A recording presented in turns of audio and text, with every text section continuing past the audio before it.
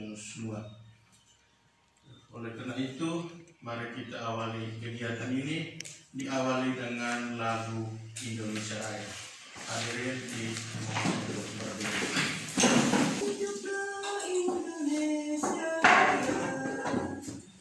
Indonesia tanah airku, tanah tumpah darahku. Di sanalah aku berdiri, jadi pandu ibuku. Indonesia. Dalam nama Bapa, Putra, dan Roh Kudus. Amin. Allah Bapa dalam surga, puji dan syukur kami panjatkan kehadirat-Mu atas segala berkat dan cinta yang Kau limpahkan kepada kami sepanjang malam tadi hingga pada pagi ini. Saat ini kembali kita agar selalu menaungi dan menyertai kami. Nama-Mu ya Tuhan kami puji kini dan sepanjang masa. Amin. Dalam nama Bapa dan Putra dan Roh Kudus. mungkin terutama yang bisa mengurusnya sebab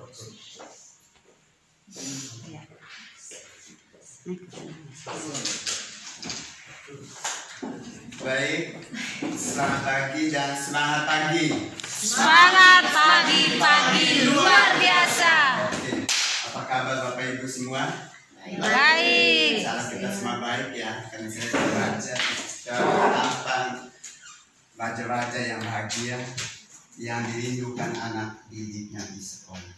Baik, hari ini saya perkenalkan, saya Julius Octavianus Nuan, guru SMP Negeri Dela Roja yang menjadi calon guru penggerak angkatan 10.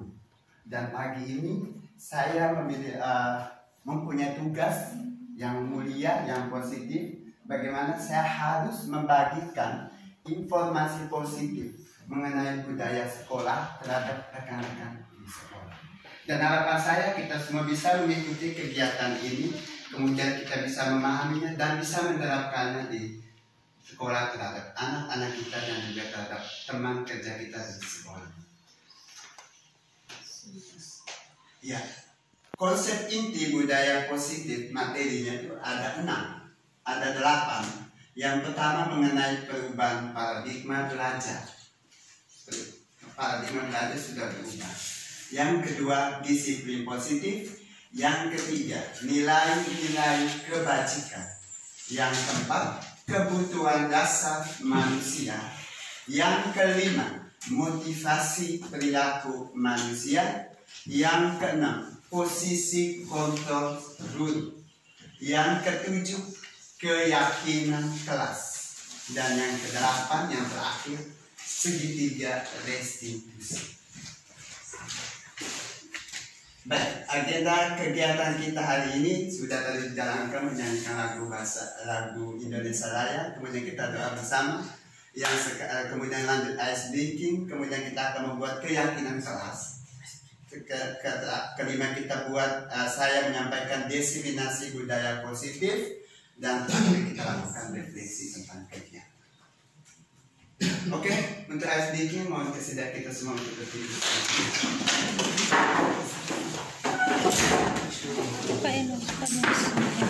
Lakukan apa yang saya katakan.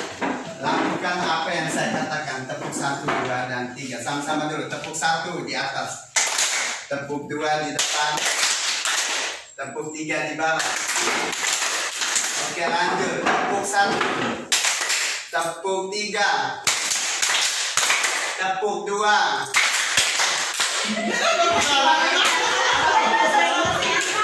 Tidak konsen. Fokus. Oke, lanjut ya. Lanjut. Tepuk 2. Tepuk 3. Tepuk 1. Tepuk 3.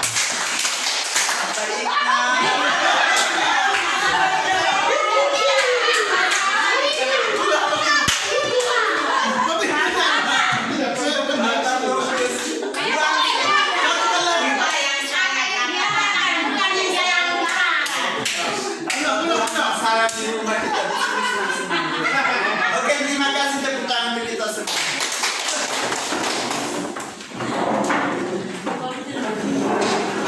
Baik, keyakinan kelas itu wajib. Dalam kita berkegiatan ini kita harus membuat satu keyakinan kelas sehingga acara kita bisa berjalan dengan baik dan lancar. Dan ini juga Bapak Ibu diterapkan di kelas. Untuk informasi bahwa kelas 7A dan B itu saya sudah buat dan mereka punya kesepakatan. Hanya saya sudah tulis, mereka sudah beli. Cuma saya tidak memaksa karena kita tidak boleh paksa anak tekan anak. Saya mau mereka sadari. Hanya kalau saya tanya terus kapan kamu tempe keyakinan kelas. Tapi sudah tulis. Tapi nanti semester 2 saya tanya terus. Tapi saya tidak paksa mereka sendiri sadar. Tapi bagi kelas oh itu tidak. Oke, keyakinan kelas di sini saya sudah tulis 2. Yang pertama kita memulai dan mengakhiri kegiatan dengan doa. Yang kedua menghormati dan mendengarkan dengan sopan. Maksudnya menghormati dan mendengarkan teman yang lagi berbicara. Mungkin bisa ditambahkan ada di seperti ketiga. Apa yang mau keyakinan kelas, kesepakatan kita di dalam kelas kita hari ini.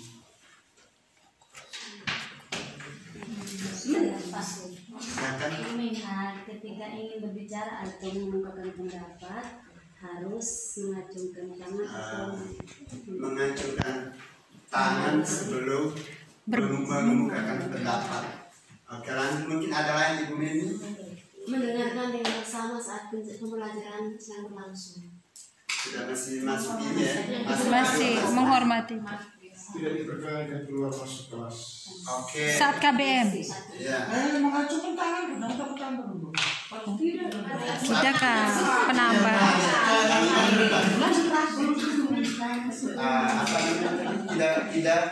Tidak keluar kelas. Yang lebih positif, yang positif, kalimat positif. Yang dari Bapak Ignas punya pikirkan kalimat positif. Meminta izin sebelum keluar. Ya. Meminta izin sebelum meninggalkan kelas. Mungkin tambah 1.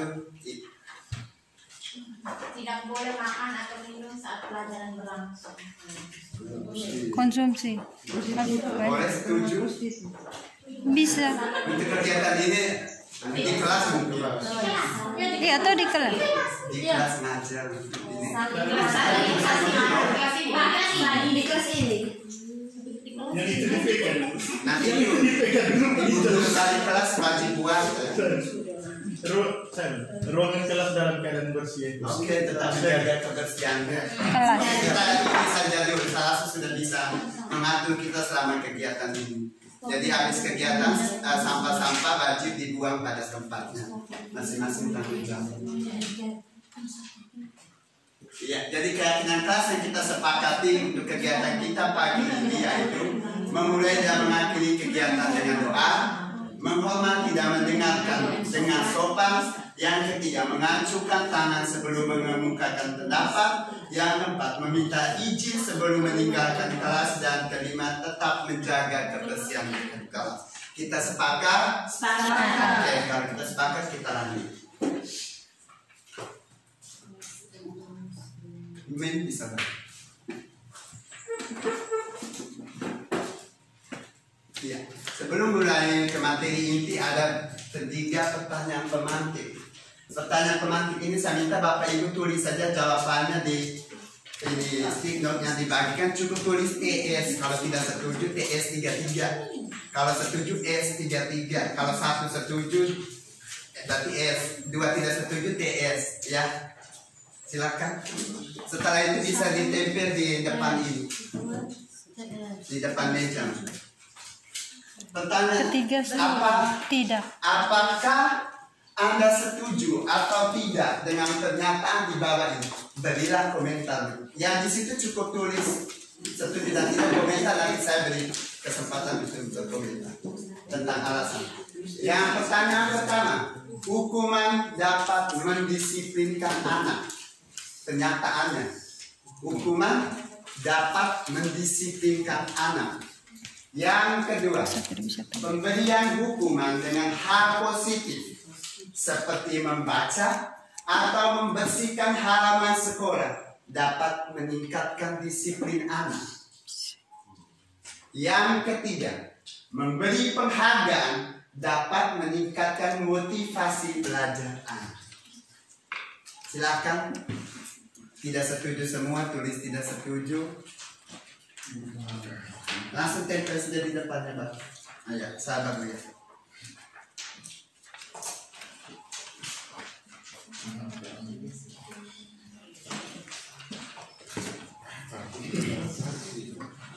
Jadi setiap pernyataan saya akan minta dua orang untuk berkomentar ya. Nomor 1 2 orang antara setuju dan tidak. Silakan mampir. Itu ada nih. Sudah.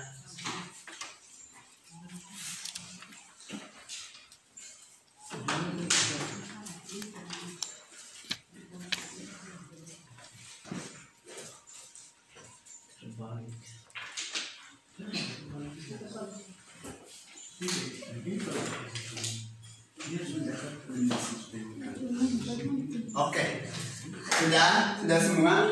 Saya minta yang yang setuju untuk pertanyaan 1 ada. Yang setuju untuk pertanyaan 1. Tidak ada. Mama Yus akan berkomentar. Tidak. Mama berkomentar. Jadi hukuman dapat mendisiplinkan anak. Mama Yus setuju. Berikan kan ya, silakan pendapat Mama. Mendisiplinkan anak. Agak besar. Gimana kalau dengan pukul anak itu supaya anak lebih sejarah dan tidak bisa selama. Oke, terima kasih. Kita berikan aplaus untuk Mama. Jadi menurut Mama Yus bahwa menghukum misalkan pukul anak ketika melakukan kesalahan akan memberikan efek jerah. Oke. Yang tidak setuju salah satu Ibu Germana. Oke, hukuman dapat mendisiplinkan anak. Tidak setuju kan? Kalau menurut saya tidak setuju. Kita di lembaga pendidikan banyak hal yang untuk mendisiplinkan anak tidak semestinya dengan memberi hukuman. Ya. Kalau memberi sanksi mungkin, tapi memberi hukuman saya tidak setuju. Hukuman itu serasanya terlalu kasar terhadap anak, sementara kita sudah belajar tentang ramah anak. Berarti di sini hukuman yang bersifat fisik saya tidak setuju untuk. Oke, tidak setuju karena hukum terlalu terkesan kasar atau fisik ya. Sedangkan memberi sanksi terkesan lebih halus. Iya. Baik, kita lanjut ke kedua. Saya tidak membenarkan pernyataan siapa. Nanti sebentar ketika materi kita berlanjut, Bapak Ibu guru yang akan menyimpulkan, oh jawaban saya benar, jawaban saya salah. Ini kan apa? Yang kedua, pemberian hukuman dengan hal positif seperti membaca dan membersihkan halaman sekolah dapat meningkatkan disiplin anak. Banyak yang setuju, termasuk Ibu Kepsi. Saya minta komentar. Baik, terima kasih. Kesempatan dari saya.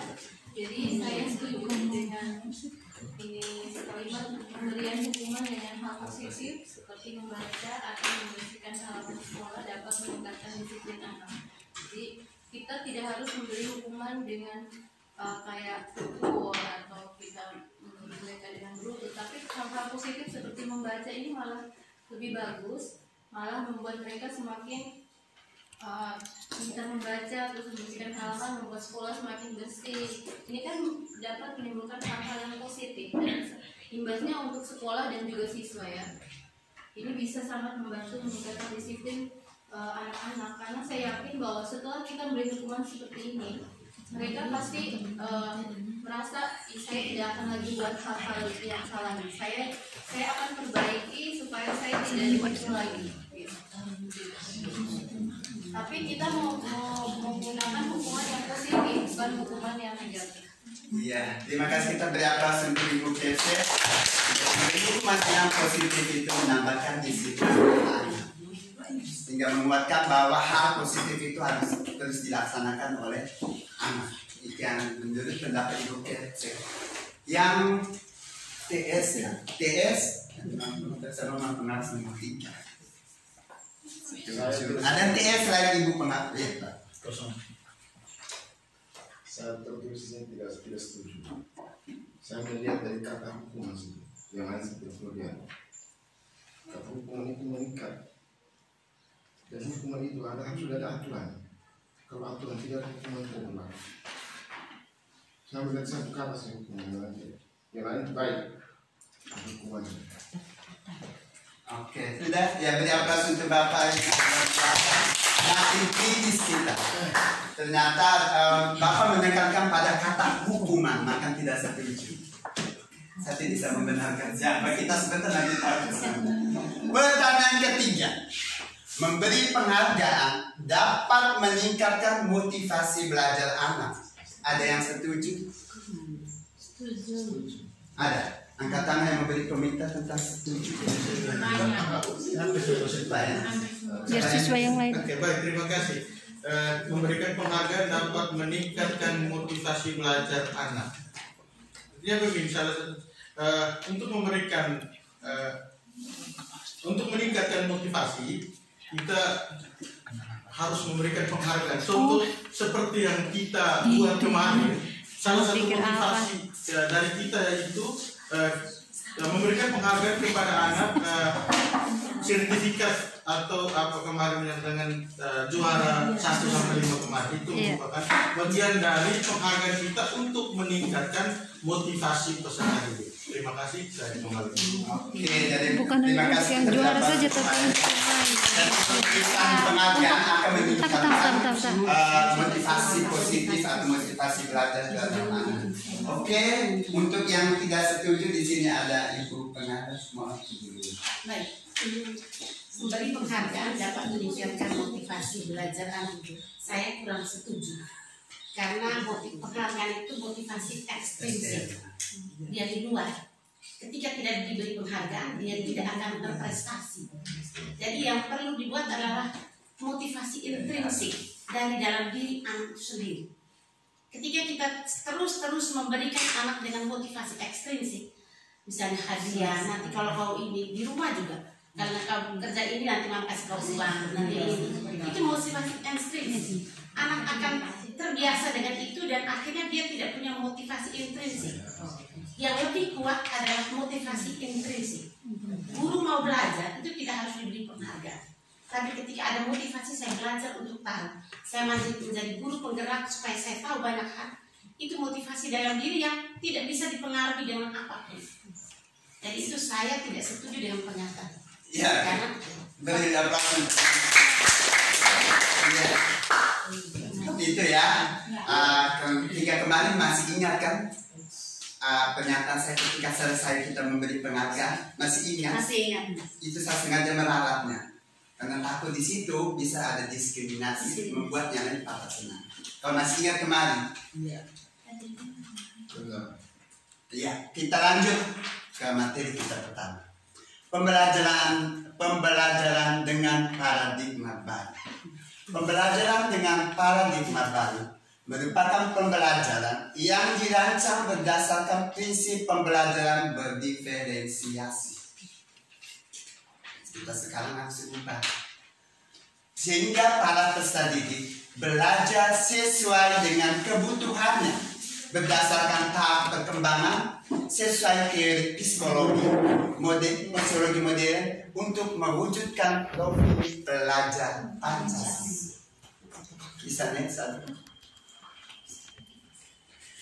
Pelajaran yang berdiferensiasi adalah pembelajaran yang memberikan keleluasaan, kebebasan pada siswa untuk meningkatkan potensi dirinya sesuai dengan kesiapan belajar. Sesuai dengan kesiapan belajar, minat dan profil belajar siswa tersebut. Kesiapan belajar itu pengalaman belajar di masa lalu. Kalau siswa itu dikasih pembelajaran sesuai dengan yang dia sudah pernah alami, dia tertarik karena dia sudah tahu. Kemudian minat itu kita sesuaikan dengan yang dia suka seperti apa. Jadi di sini guru dituntut untuk peka dan harus tahu terhadap segala kebutuhan yang diinginkan siswanya kita satu persatu, bukan dalam satu. Kemudian strategi pembelajaran berdiferensiasi ada 3, yaitu pembelajaran konten, berdiferensiasi konten, berdiferensi proses dan berdiferensi produk. Konten itu materi. Jadi materi Bapak Ibu sajikan itu sesuai dengan kebutuhan anak. Ada anak yang suka nonton video, ada anak yang suka mendengar, ada anak yang suka membaca. Tugas kita guru harus memenuhi itu. Bagaimana kita tahu bahwa dia suka video? Bagaimana kita tahu bahwa dia suka mendengar? Ada, kita harus kasih diagnosa, harus lakukan tes. Selain lakukan tes, kita bisa bertanya kepada guru-guru sebelumnya atau ke orang tua tentang anak seperti apa. Itu kita bisa mendapatkan informasi untuk bisa menyimpulkan. Yang kedua, berdiferensi proses. Proses ini adalah proses dalam kita melakukan pembelajaran. Harus bervariasi sesuai dengan konten yang sudah kita rencanakan. Yang ketiga, berdiferensi produk. Di produk, misalkan dalam matematika setelah mempelajari tentang kubus, anak mampu menghasilkan sebuah produk kubus. Kemudian selain itu, bukan hanya menghasilkan produk dalam bentuk barang, tapi produk dalam bentuk dia mampu.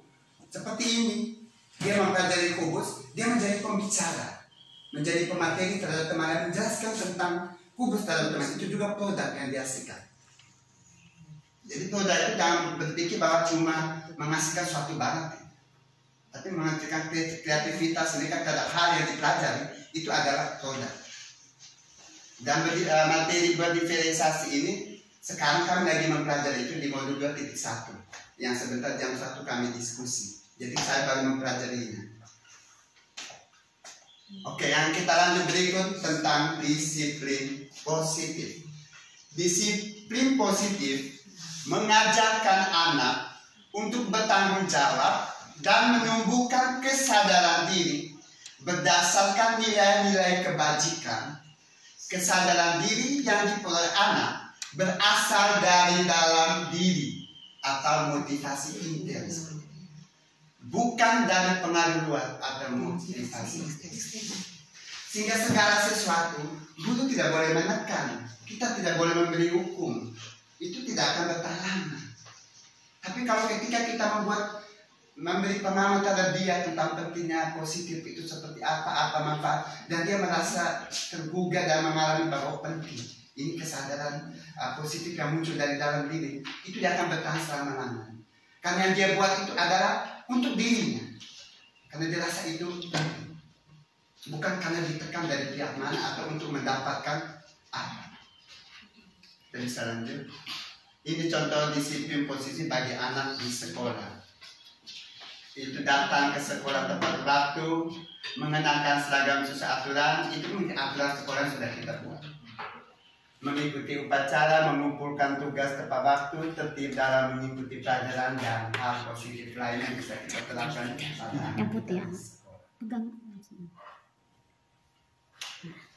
Lanjut. Nilai-nilai kebajikan. Nilai-nilai kebajikan adalah sifat-sifat positif manusia yang merupakan tujuan mulia yang ingin dicapai setiap individu.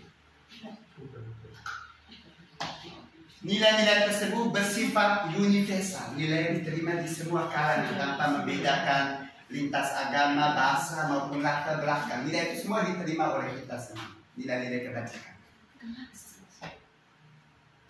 Setiap perilaku perbuatan memiliki suatu tujuan. Dr. William Glasser 1984. Jadi setiap apa yang kita buat, coba Bapak Ibu renungkan. Kita punya tujuan kan? Kita mau ke sekolah tidak mengajar. Kita mau menyapa orang lain, tujuan apa? Untuk menjalin kedekatan. Semua apa yang kita lakukan di luar sadar atau tidak sadar, itu punya tujuan tersebut. Yang kedua, dengan mengaitkan nilai-nilai kebajikan yang diyakini seseorang, maka motivasi implisit motivasi dari dalam akan terbangun, sehingga menggerakkan motivasi dari dalam untuk mencapai tujuan mulia yang diinginkan. Diane Gosen 1998.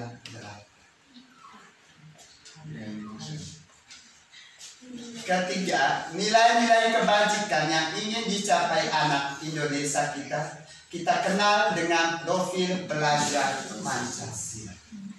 Bertakwa kepada Tuhan Yang Maha Esa dan berakal mulia, mandiri, bernalar kritis, berkebinekaan global, bergotong royong dan kreatif. Jadi anak didik kita harus menuntun atau mengarahkannya sampai kepada nilai-nilai ini. Dia menyadari tentang pentingnya nilai yang ada dalam profil belajar Pancasila. Oke, kita lanjut. Ini dia nilai-nilai kebajikan universal. Itu seperti ini. Keadilan. Semua terima kan keadilan tanpa membedakan latar belakang suku dan lainnya kan.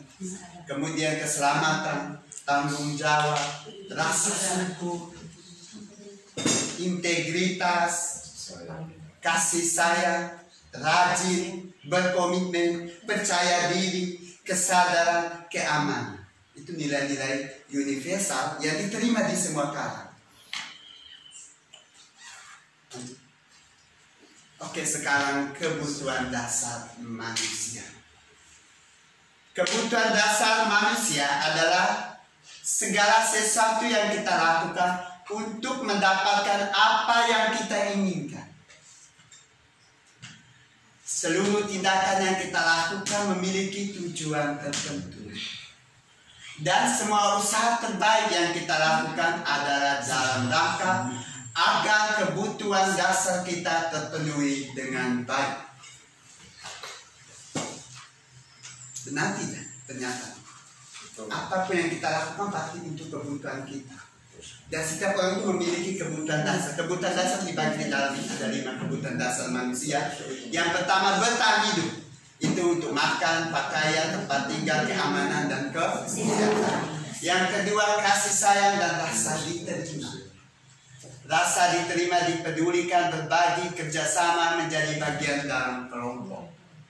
Yang ketiga, penguasaan. Setiap manusia mau menguasai, itu ada, itu kebutuhan dasar. Itu seperti harga diri, keinginan untuk dianggap, memimpin, berprestasi, diakui, didengar. Yang keempat, kebebasan, yaitu mandiri, memiliki pilihan, mencoba hal baru, mampu mengendalikan arah dirinya. Yang kelima, kesenangan, itu bermain, humor, antusiasme, dan tertawa. Oke, untuk memahami lebih lanjut, coba saya buka kasus yang sering terjadi di kelas. Misalkan si Putra di kelas A sering kalau ada apa, dia duluan. Apa saja kondisi Putra, kamu bisa paham, saya bisa gambarkan kalau dulu kelas itu. Kira-kira kebutuhan apa yang dia inginkan di sini? Perhatian dan kasih sayang. Ya. Kemudian di kelas B ada si yang tinggi Bisa. Sering kan di dalam kelas tingkah lakunya dia seperti apa, Bapak Ibu bisa rasakan. Kira-kira dia butuh apa? Pengakuan tentang apa dia? Kekuasaan. Karena dia mau melebihi teman-teman yang anak. Iya.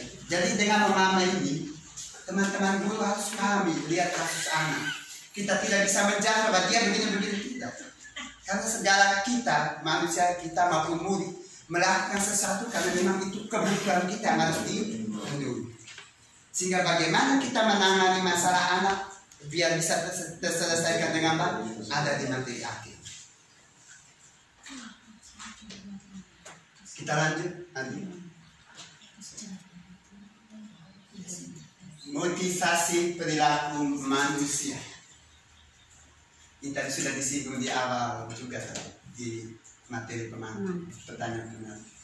3 motivasi perilaku manusia antara lain. Yang pertama, untuk menghindari hukuman atau ketidaknyamanan. Motivasi eksternal. Kita berbuat kemarin kita orang berbuat karena takut tidak nyaman, takut menghindari hukuman. Seperti kemarin ketika saya datang memang kondisi sangat tidak ada, akhirnya Mama Lin bilang ada saat mama tolong ambil kak. Habis tanya ini jujur ya, mama memberi pernyataan ke saya, nanti kep saya kemana? Tidak mama. Saya jawab dia, mama saya bukan takut di mana kep, tapi saya sadar pentingnya kebersamaan selalu. Sehingga saya minta mama kalau bantu saya ambil. Benar kan? Kemarin saya sempat jawab begitu. Betul. Iya. Karena itu kita harus menaikkan kesadaran diri, motivasi dalam diri. Itu motivasi bahwa kebersamaan itu penting. Jadi tidak boleh melakukan sesuatu karena kita merasa tidak nyaman atau takut terkena hukum. Harus berdasarkan kesadaran. Yang kedua, untuk mendapatkan imbalan atau penghargaan, motivasi eksternal seperti yang pernah kita buat. Ketika tadi sudah jelaskan Ibu Pengawas, ketika Anda tidak memberi penghargaan, tidak akan buat. Motivasinya akan hilang atau berkurang.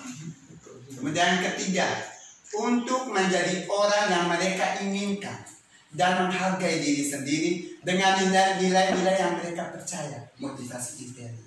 Yang ini yang perlu kita kuatkan dalam diri anak dan diri kita juga. Sebagai guru yang baik, guru harus menguatkan motivasi internal dalam diri siswa agar perubahan positif yang ada dalam diri siswa menjadi lebih kuat dan melekat dalam diri. Sehingga kesadaran yang kita lakukan itu adalah kesadaran penuh dari dalam. Bukan karena dia takut dibentak, bukan karena dia takut nanti dapat hukuman atau nanti nilai yang tidak tinggi. Itu tidak. Kita lanjut. Ya, di sini posisi kontrol seorang guru. Mari kita lakukan kegiatan. Saya minta kita genggam tangan kanan sekuat mungkin.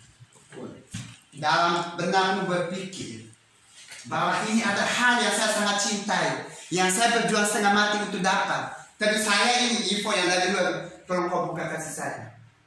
Ada yang mau? Bapak mau kasih saya? Dengan kuat. Tidak mau kan? Mau? Ada yang mau kasih ke saya? Tidak. Ada? Tidak. Tidak. Tidak kan? Semua partai kita tidak mau kan? Oke. Saya minta satu orang memberikan komentar. Kenapa Anda tidak mau?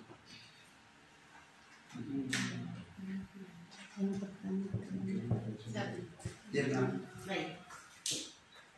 Ketika kita menggenggam sesuatu dengan erat dan sulit untuk melepaskan adalah sesuatu yang ada dalam genggaman itu sangat berharga. Yang mungkin selama ini betul-betul kita perjuangkan dengan sangat. Jadi ketika siapapun yang mau mengambil sesuatu yang bagi kita sudah sangat berharga dan diperjuangkan dengan luar biasa. Luar biasa, kita tidak mungkin dengan cepatnya akan memberikan itu kepada. Ya. iya, tepuk tangan teman. Ada lagi memberi pas. Oke. Kita kaitkan dengan posisi kontrol dulu. Posisi kontrol. Dari jawaban mama kan kita bisa simpulkan bahwa siapa yang mengontrol kita? Diri sendiri. Jadi selama ini ilusi bahwa Anda bisa menekan siswa untuk mengikut apa adalah ilusi. Tidak benar. Siswa sendiri dia kontrol. Manusia itu mengontrol dirinya, bukan orang lain yang menekan. Sering kita dengar bahasa, gampang dia bisa kontrol. Gampang anak saya yang atur. Salah. Itu salah. Manusia memiliki kontrol atas diri. Kita lanjut. Di sini posisi kontrol seorang guru. Ini sering terjadi di sekolah yang tidak pernah terjadi yang ini. Kelima, yang pertama sebagai pemukul tadi Mama Yus kan hobi menghukum. Ya, itu motivasi eksternal. Yang kedua sebagai pembuat merasa bersalah. Seperti contoh, Andi, kenapa kamu terlambat? Kamu tahu kita masuk jam berapa? Kamu begitu kan bagaimana nanti begini kan? Membuat anak itu merasa bersalah dengan sendiri. Yang ketiga, sebagai teman, itu yang biasa kamu lakukan saya di sini. Saya tidak usah pakai teman, kita bukan lebih. Ibu Sinta yang sering kamu lihat Ibu Sinta dengan anak-anak itu kan sama. Tetapi anak-anak dengan kita dia berontak. Karena dia akan mendengarkan atau mengikuti temannya, guru yang menjadi teman. Tapi guru yang dia rasa teman dia tidak akan ikut. Yang berikut sebagai pemantau, ini kita melihat berdasarkan data dia dapat terlambat. Nah, itu posisi kontrol guru sebagai pemantau. Yang terakhir, sebagai manajer, ini harus kita terapkan.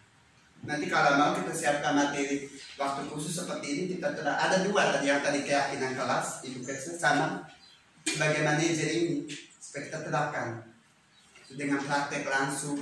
Kalau ini kan saya menyampaikan, sebagai seorang guru yang baik, guru harus memposisikan dirinya sebagai seorang manajer.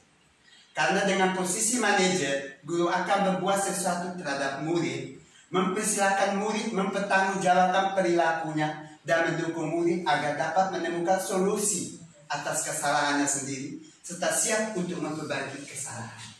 Jadi kita harus sebagai manajer memanggil dia, mengarahkan dia. Bukan kita sebagai penghukum atau pembuat, teman, pemantap. Kita dia yang akan mengetahui kesalahannya, kemudian dia menyadari bahwa dia melanggar aturan apa, kemudian dia sendiri menemukan solusi untuk mengatasi masalah. Memang tidak gampang, tetapi kalau sesuatu sudah dibiasakan terus, maka akan bisa. Karena kita berubah dari pola lama ini. Kita lanjut. Keyakinan kelas.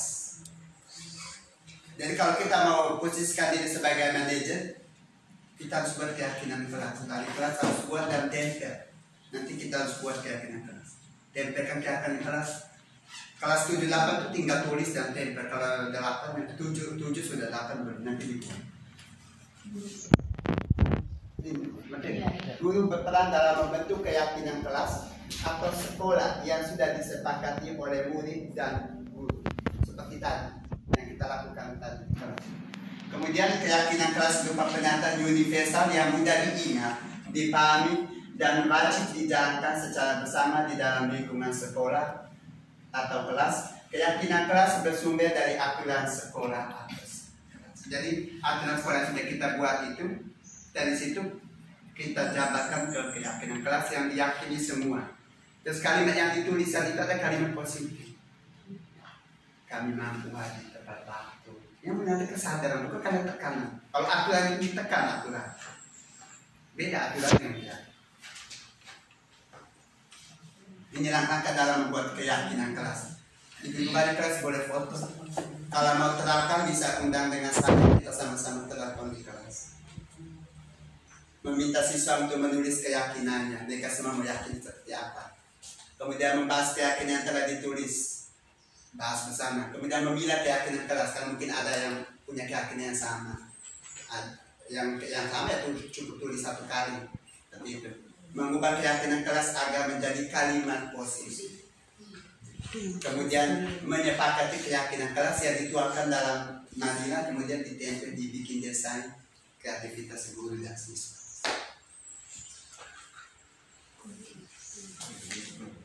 Keyakinan kelas sudah dibuat sehingga sebetulnya kita lakukan segitiga restitusi itu berdasarkan ini.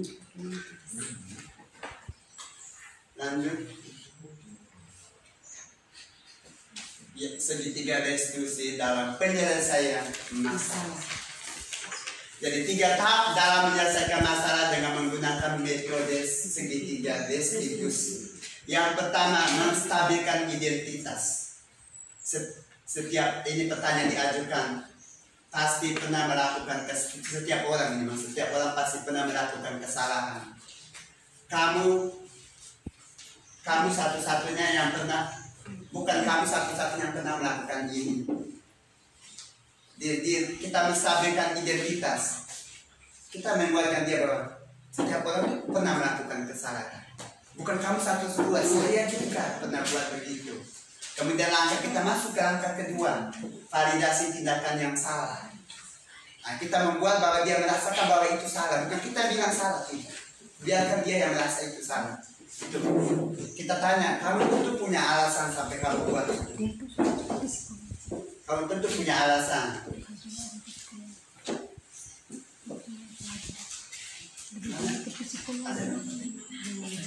Nah, kamu tentu punya alasan untuk melakukan hal itu. Kemudian, karena tadi kita pahami bahwa setiap manusia memiliki tujuan ketika melakukan sesuatu, itu alasan. Kemudian, adakah cara yang lebih efektif untuk mendapatkan apa yang kamu butuhkan? Ketika kita, kenapa dia pukul anak, kita bilang kamu pasti punya alasan kau pukul si A. Terus dia bilang, iya, karena saya tidak suka dia ibu dia ganggu saya. Terus kita tanya, pasti ada cara lain, kamu juga bisa mengatasi dia, cara efektif. Ya jelas caranya yang positif. Nanti anak yang sendiri kita bimbing untuk dia sendiri mendapatkan jawabannya. Kemudian yang ketiga, langkah terakhir, menanyakan keyakinan. Nah, tadi kita tanya, menurut kamu keyakinan keras mana yang sudah kamu langgar? Keyakinan keras mana yang sudah kamu langgar? Keyakinan keras yang tadi kita buat. Jadi wajib harus buat. Bagaimana Anda berjanji untuk menjalankan keyakinan itu, mengubahnya, tidak melanggar lagi? Nah, itu dari dia jawab. Itu langkah-langkah. Jadi guru harus mengambil peran sebagai manajer dalam menerapkan segitiga restitusi. Jadi kita harus mengambil posisi kontrol sebagai manajer untuk menerapkan segitiga restitusi terhadap penyelesaian masalah anak. Segitiga restitusi sangat baik dalam membentuk pribadi anak yang mandiri dan bertanggung jawab. Dia mandiri menyelesaikan persoalannya, dia bertanggung jawab untuk menyelesaikan. Ini pola segitiga restitusi. Tadi seperti penjelasan tadi, cuma ini dalam gambar. Validasi tindakan kemudian di bawah menstabilkan intensitas, ini menanyakan keyakinan. Langkah-langkahnya tadi yang di slide. Oke, untuk lebih memahami segitiga restitusi ada video kita tonton dulu. Bisa buka. Saksikan dia. Pertemuan.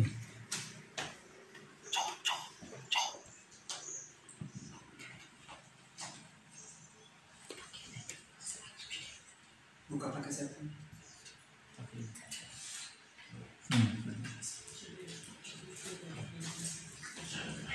Pakai speaker. Bluetooth bisa. Tidak bisa apa? Bluetooth. Pakai itu sambil minum sambil menunggu.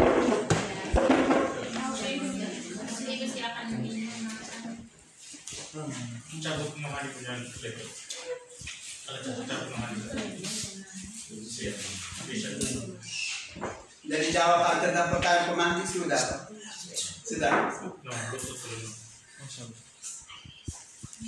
Sendiri menyimpul.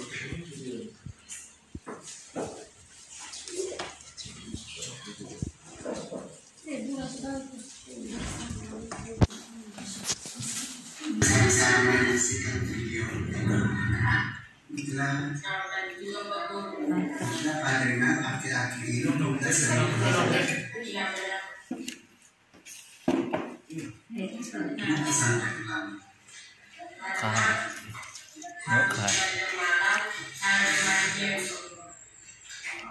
kamu bermain game karena mau menyediakan otak kan? Iya. Kalau pelajar itu kan juga pasti lakukan hal yang sama.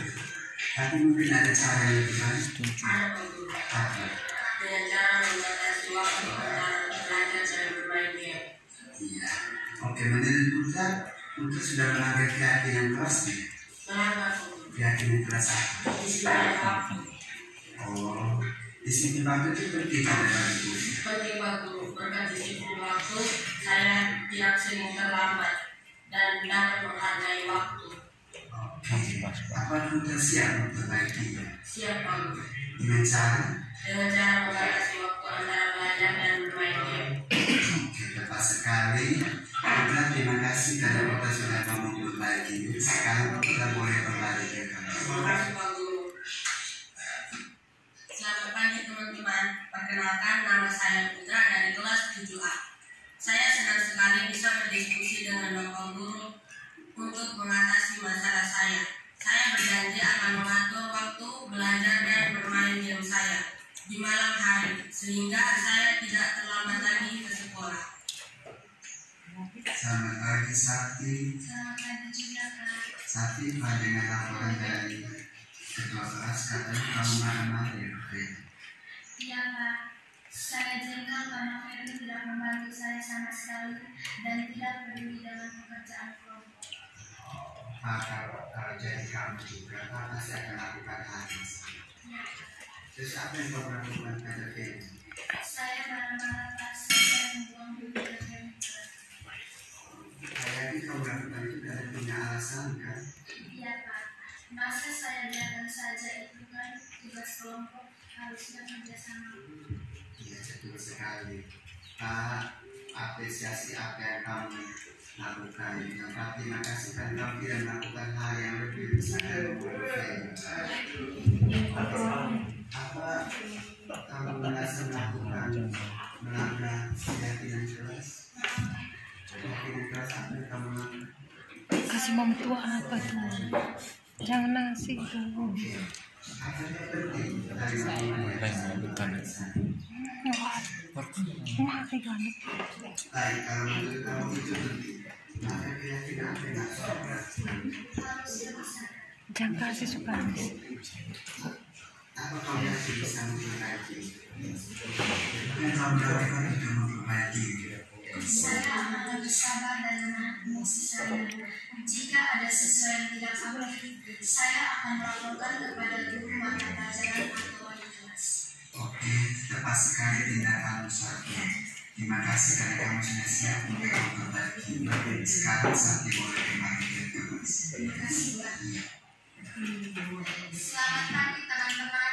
Perkenalkan nama saya Sati dari kelas 7. Saya senang sekali bisa diskusi dengan Bapak Guru untuk mengendalikan emosi saya. Saya berjanji akan selalu menghargai dan menghormati orang lain. Oke. Stop. Itu video praktik latihan, ini latihan yang kami harus buat dan dikirim ke LNS. Di situ memang saya saja yang mengikuti pembelajaran dan mereka agak masih kaku, tapi kemarin setelah kami dengan lokal lagi sudah tidak kaku lagi. Terus ketika menjalankan nanti kalau besok baru menerapkan itu, hati-hati tentang langkah kedua, memvalidasi tindakan. Itu terlihat dari kalimat yang diucapkan, takutnya memberi kesan Anda bahwa berbuat salah itu benar. Jadi situ yang harus kita bilang tadi, kita harus terus belajar di sana untuk bisa diterapkan. Oke. Next. Jadi untuk materi budaya positif secara keseluruhan sudah dibahas. Yang saya bahas itu secara garis besar. Namun di sini ada dua yang harus mungkin kita tindak lanjut di ke depan. Apalagi tambah dengan rekan dua yang nanti belajar juga guru penggerak. Kita harus buat, tidak hanya sekedar ilmu, misalkan membuat keyakinan kelas dengan menerapkan PG3 diskusi, kemudian dengan yang tadi menyusun visi dan misi sekolah. Oke, mari kita refleksi berdasarkan dengan pertanyaan stimulus yang Anda kasih. Apa yang menurut Anda sudah baik? Apa yang menurut Anda perlu ditingkatkan? Bagaimana perasaan Anda selama mengikuti kegiatan ini? Jadi, berarti itu menilai tentang kegiatan ini, menilai kurang dan lebihnya, kemudian perasaan seperti apa, refleksi kita. Jadi refleksi ini bukan cuma kegiatan ini. Kesepakatan kelas ini saya sudah membuatnya, saya pernah membuatnya dan sering semenjak saya mendengar kegiatan itu, mengikuti pelatihan, saya pernah membuatnya. Tapi yang membuat saya bingung itu penggunaan kalimat positif. Karena selama ini saya hanya menyatakan tidak boleh, dilarang, jangan. Itu yang seharusnya tidak boleh. Dan hari ini saya sangat puas